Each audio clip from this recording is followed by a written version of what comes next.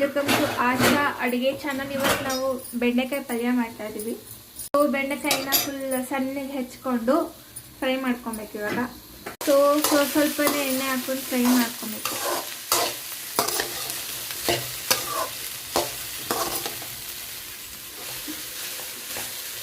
So ಇವಾಗ ಬೆಂಡೆಕಾಯಿ full ಎಲ್ಲ ಫ್ರೈ ಆಗಿದೆ ನೋಡಿ, ಹಿಂಗೆ ಕಾಣಿಸ್ತಿದೆ. ಸೊ ಒಂದು ಬಾಣಲಿಗೆ ಎಣ್ಣೆ ಹಾಕ್ಕೊಂಡು ಸಾಸಿವೆ,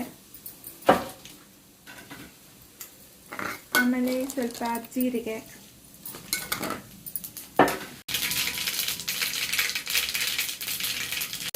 ಮತ್ತು ಈರುಳ್ಳಿ. ನಾನು ಸ್ವಲ್ಪ ಜಾಸ್ತಿನೇ ಈರುಳ್ಳಿ ಹಾಕ್ತಾ ಇದ್ದೀನಿ, ಬಿಕಾಸ್ ಪಲ್ಯಗಳಿಗೆಲ್ಲ ಈರುಳ್ಳಿ ಹಾಕೋದೇ ಚೆನ್ನಾಗಿರುತ್ತೆ ಟೇಸ್ಟ್. ಸೊ ಜಾಸ್ತಿ ಈರುಳ್ಳಿ ಹಾಕ್ಕೊಂಡು ಚೆನ್ನಾಗಿ ಫ್ರೈ ಮಾಡ್ಕೊಬೇಕು, ಗೋಲ್ಡನ್ ಬ್ರೌನ್ ಕಲರ್ ಬರೋದು.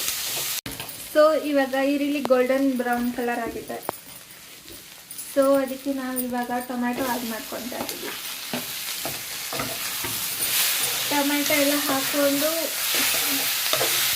ಸ್ಮ್ಯಾಶ್ ಮಾಡ್ಕೊಬೇಕು ಸ್ವಲ್ಪ. ನಂತರ ಅದಕ್ಕೆ ಅರಿಶಿನ, ಆಮೇಲೆ ಮೆಣಸಿನ ಬರ್ತಿದೆ ಸಾಂಬಾರು ಪುಡಿ, ಹೋಮ್ ಮೇಡ್ ಸಾಂಬಾರು ಪುಡಿ. ನೀವು ಅನ್ಕೊಬೋದು ಪಲ್ಯಗಾರಣ ಸಾಂಬಾರು ಪುಡಿ ಹಾಕ್ತಾರ ಅಂತ, ಬಟ್ ನಮ್ಮನೇಲಿ ಹಾಕ್ತಾರೆ. ನಮ್ಮ ಮನೇಲಿ ನೀವು ಎಲ್ಲಾದ್ರೂ ಸಾಂಬಾರು ಪುಡಿಯನ್ನು ನೋಡ್ಬೋದು. ಮತ್ತು ಉಪ್ಪು ರುಚಿಗೆ ತಕ್ಕಷ್ಟು.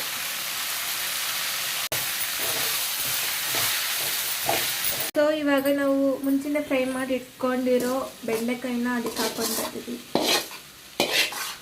ಸೊ ಈ ಪಲ್ಯನ ನೀವು ಒಂದು ಸೈಡ್ ಡಿಶಾಗಿ ಇಟ್ಕೊಂಡು ತಿನ್ಬೋದು, ಇಲ್ಲಾಂದರೆ ಚಪಾತಿ ಜೊತೆ ಚೆನ್ನಾಗಿರುತ್ತೆ. ಮೈ ಪರ್ಸ್ನಲ್ ಫೇವ್ರೆಟ್ ಅಂದರೆ ಚಪಾತಿ ಜೊತೆ ಚೆನ್ನಾಗಿರುತ್ತೆ, ತುಂಬ ಚೆನ್ನಾಗಿರುತ್ತೆ ಪಲ್ಯ. ಸೊ ಮಿಕ್ಸ್ ಮಾಡಿಬಿಟ್ಟು ಸ್ವಲ್ಪ ಮುಚ್ಚಿಟ್ಟು ಬೇಯಿಸ್ಬಿಟ್ಟು ಸ್ವಲ್ಪ ಬಿಸಿ ಬಿಸಿ ಚಪಾತಿ ಮಾಡ್ಕೊಂಡು ತಿಂತಿದ್ರೆ ಸಖತ್ತಾಗಿರುತ್ತೆ. ಸೊ ಆ್ಯಸ್ ಅ ಗಾರ್ನಿಷಿಂಗ್ ಕೊತ್ತಂಬರಿ ಸೊಪ್ಪು ಉದುರಿಸ್ಕೊಂಡು ಮಿಕ್ಸ್ ಕೊಟ್ಟರೆ ನಮ್ಮ ಪಲ್ಯ ಸಿದ್ಧ.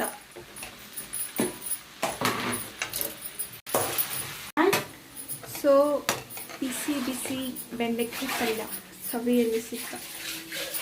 ಬೇಗ ಬೇಗ ಈ ಥರ ಫುಲ್ ಟೇಸ್ಟಿ ಆಗಿರೋ ಬೆಂಡೆಕಾಯಿ ಪಲ್ಯನ ಈ ಚೊಲ್ಲಿಗೆ ಮಾಡ್ಕೊಂಡು ತಿಂದು ಸಖತ್ತಾಗಿರುತ್ತೆ. ಸೊ ಆಶಾ ಅಡುಗೆ ಚಾನಲ್ಗೆ ಸಬ್ಸ್ಕ್ರೈಬ್ ಮಾಡಿ, ಫಾಲೋ ಮಾಡಿ. Thank you. ಲೈಕ್ ಕೊಡಿ.